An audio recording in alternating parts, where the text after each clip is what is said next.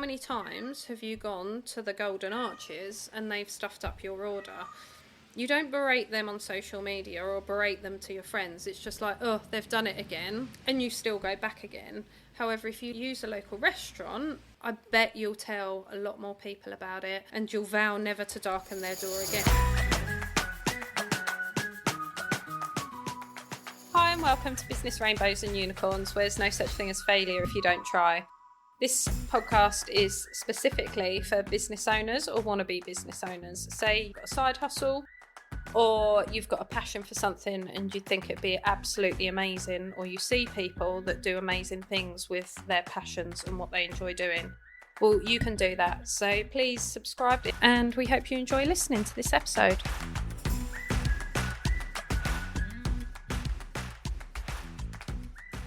Welcome to Breakout Business Rainbows and Unicorns, where there's no such thing as failure if you don't try. This episode, we're just going to be talking about shopping small businesses and supporting small businesses. You'll have all seen the posts and the memes about every pound spent in a local business is another million in the local community. The ones where business owners will do a happy dance, and just the general importance of why you want to support and shop small businesses. The problem being, people aren't as much. So it comes down to convenience at the end of the day. So you have a lot of people that will shop Tesco's, Amazon, all the big companies because it's easier. And that's the habits we've been formed.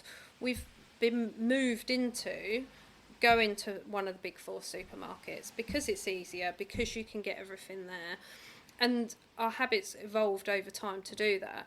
Now, if habits can go the other way, in terms of going to the local greengrocer, going to the local butcher, going to the local baker, I don't think we need candlestick makers anymore, but I think you get the drift of supporting local and more independence. Now, it's hard for customers. Elephant in the room, it'll come to price. That's what people, and a lot of people will buy on. And for some items, yes, the price should be the first reason you buy. However, it's then looking at that outside of that. Well, what else do you get? What do you get for that price? You could say you buy cheap, buy twice, which is a common issue in some of the things you buy, particularly if you're buying off Amazon, you're buying an own brand product. You get it, it's not UK made, it's not, well, almost not fit for purpose in some ways. It either needs fixing, no one fixes stuff these days, so it goes, there's no warranty, so you just have to buy another one. So again, is it cheaper depending on if you're looking at quality of side of things? On the other side of it, it's the customer service and the aftercare. So you have ordered something online, what's your aftercare service? However, if you've walked into a local shop and purchased something, you go back to that local shop and they will give you that customer service and aftercare. Because ultimately, 9 times out of 10, if someone started a small business, they have done it because they love what they do and they're an expert in it. And if they're an expert in it, they will have that knowledge, passion and understanding to be able to look after you. It's same as going, if you look at some of the big companies, let's say British Gas, for example. I know that you can use British Gas for your boiler service as well as obviously your gas and electric bills. You can sign up to a monthly fee to look after your boiler. However, when it comes to replace the boiler, their quotes are normally 40 to 60% higher than if you use someone local. From experience, you then, if that goes wrong and you need to call someone out, you'll call in a call centre who's then calling the service guys on the ground, and then you've got that lag in wait to when they're going to come out and fix whatever the issue is. If you're dealing with a local company around the corner, you're talking to the person directly 9 times out of 10. So if you've got a problem with that, so you've got no hot water or heating in the middle of December, normally the week before Christmas, then they're going to have more compassion and understanding, and they know how far they are from you because they're going to be a local person. Same with buying from a shop in town. They don't want to harm their reputation, so they're going to give better customer service than if you're using a bigger online firm. Same goes for chains and food chains. How many times have you gone to the Golden Arches and they've stuffed up your order? You don't berate them on social media or berate them to your friends. It's just like, oh, they've done it again, and you still go back again. However, if you use a local restaurant, pub, or food company, then ultimately they are going to look after you better. But if they don't, I bet you'll tell a lot more people about it, and you'll explain to a lot more people that there's an issue, and you'll vow never to darken their door again. So why is that? Why do people look at it that way? Because if we don't support the chains and we're not supporting locals, don't support the independents and we're not supporting local small companies, we're going to lose that choice. You're only going to have chains on the high street. You're not going to have all these lovely independents and different choices which have got higher quality products, better customer service, and can even go to the point that they might be able to do you something more bespoke. So you're going to ultimately end up with the same products, the same conversations, and the same choice, be it for food, a service, or products. On the flip side, for a small business, what customers do you want to have? You don't want, if you're a small independent business, you don't want a customer who is solely going to buy on price. Ultimately, you've already lost them. They don't want that customer service. They don't want that quality of product. They just want to buy it, and they want it on their doorstep tomorrow morning. If they do, you've lost them. They're not your client. They're not wanting everything that a small business can provide. However, I bet they'll be the first to complain when all the small businesses go and they've not got the choice, because they just like to know they're there. But with not every client being a possibility before, every opportunity isn't a good opportunity. If you've got an offer on the table and someone wants to buy your goods at a very, very small margin or even below cost price, is that a good opportunity for you?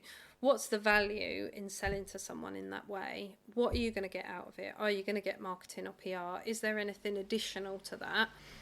Because you can say no to things. You don't have to say yes to every single client, every single customer, because it might not benefit your business. You might be a people pleaser, you might have imposter syndrome, you might be overwhelmed, and you might be struggling as a business.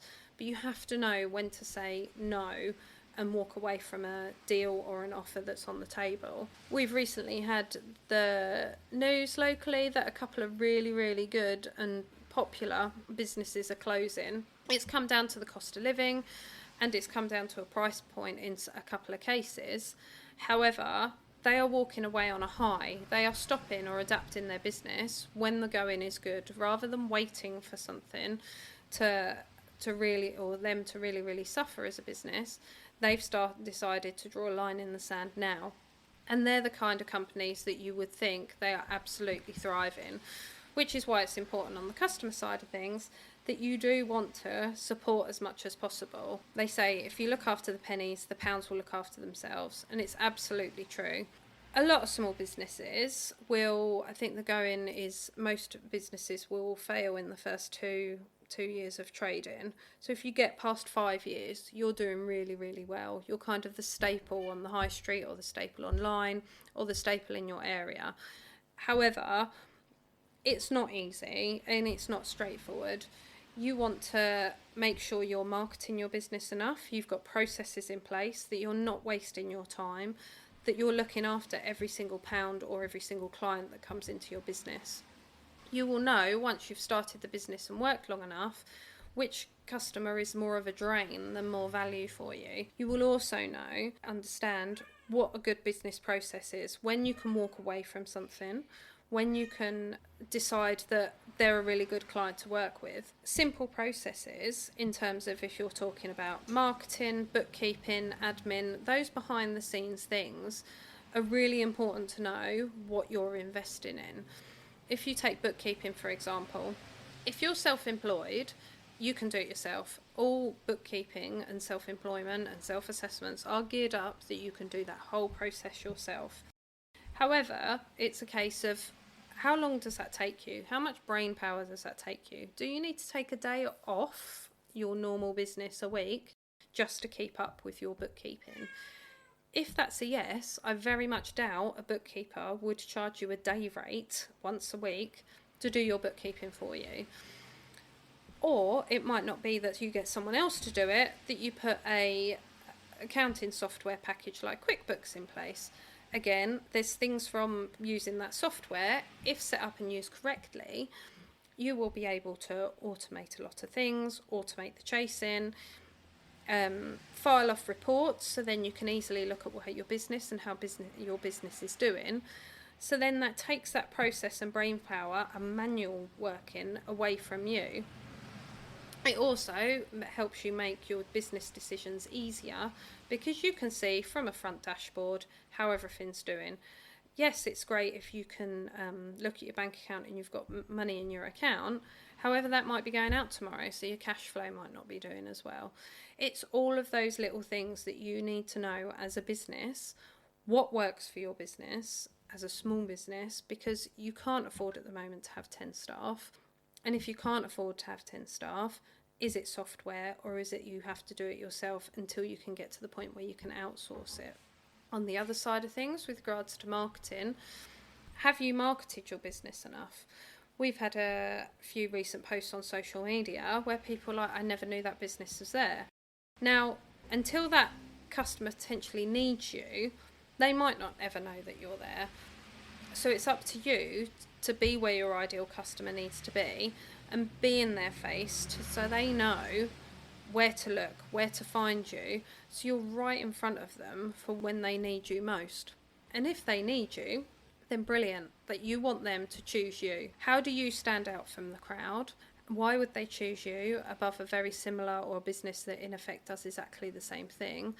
Which goes back to finding your ideal client and your ideal people.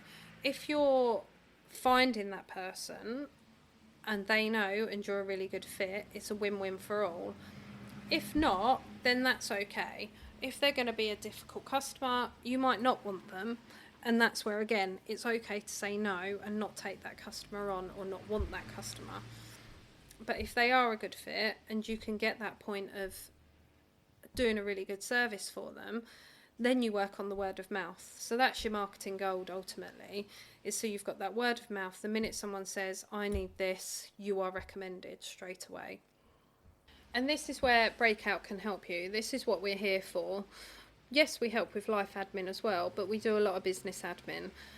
But we are honest and open and trustworthy in the fact that we will tell you what you need and be honest whether you need it or not. Like, we can help you with your social media, but it might be that we train you and help you a little bit with the social media rather than doing it all for you. If we know that's not in your business's best interests, we will tell you. If we know we couldn't do the best job for you, we would recommend someone else. So it's going through and working with us, and we will work with all local businesses, and we shop and promote all independent businesses, so we're all supporting each other. Because ultimately, if we can all support each other, and change one person's habits and shopping habits, then we're on to a winner.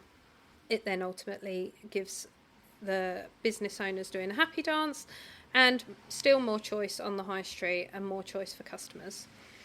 So thanks for listening, and if you enjoy this podcast, please subscribe and like and recommend us to a friend. And if you have a small business and have any questions at all, or you're stuck on something, please get in touch. Sometimes it's just a simple question that we can simply answer. Other times it might be worth us meeting up for a coffee and going through some bits, whether it's virtually or in person.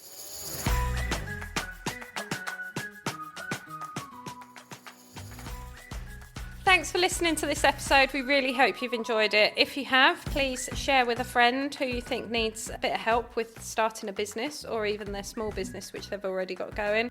Please like and subscribe to our podcast, which always helps a small business or small podcast like us. And check the show notes. We all have everything in there relating to the episode which you might need, might want to read, and links to anyone we've interviewed and certain subjects we've spoken about. And thanks for listening.